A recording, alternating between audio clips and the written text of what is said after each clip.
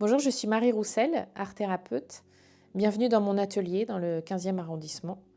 Je vous ai préparé une table avec tous mes outils qui me permettent d'accompagner des personnes en art-thérapie. Comme je suis peintre, en fait, j'accompagne avec les arts plastiques.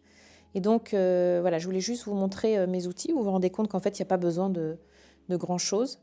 Il y a des magazines, donc ça, j'ai toujours plein de magazines à partir desquels les personnes vont pouvoir choisir des images de façon intuitive et puis en faire une sélection, puis ensuite les détourer, ensuite les coller, par exemple créer un mandala et puis donner un titre. Voilà, avec du collage, on peut faire beaucoup de choses, donc des ciseaux, de la colle.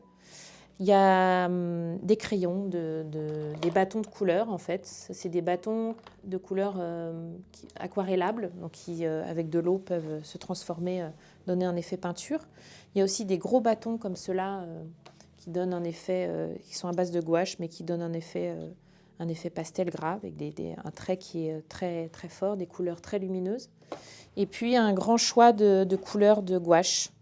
La gouache, c'est une peinture que j'aime bien parce qu'on peut la travailler soit de façon très épaisse, soit très transparente, avec un grand choix de couleurs. Et puis j'ai aussi des encres, voilà, des petits flacons d'encre qu'on travaille évidemment avec de l'eau, de l'encre de Chine aussi, et de l'argile. C'est de l'argile durcissante, mais là pareil, ça ne demande absolument pas de savoir-faire de la poterie ou quoi, c'est juste du modelage en fait, c'est se contacter une matière vivante. Et puis il y a toujours cette bougie qui est allumée quand je reçois des gens, ça donne un côté chaleureux et rassurant. Et puis il y a ce petit cahier dans lequel en fait j'écris toujours toutes mes idées de propositions d'atelier, parce que je dois en faire comme j'en fais souvent et que c'est des groupes et que des personnes reviennent régulièrement, il faut toujours que je propose des choses nouvelles.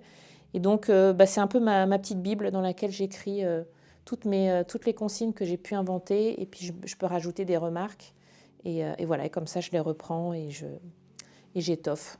Si vous êtes tenté par l'art-thérapie, n'hésitez pas. Ça ne demande absolument aucun talent artistique, aucun savoir-faire. C'est vraiment un moment de détente, un moment d'échange, un moment où on se reconnecte à soi. Et voilà, n'hésitez pas à venir à mon atelier dans le 15e arrondissement ou même en visio. Je serai ravie de vous accueillir et prenez soin de vous.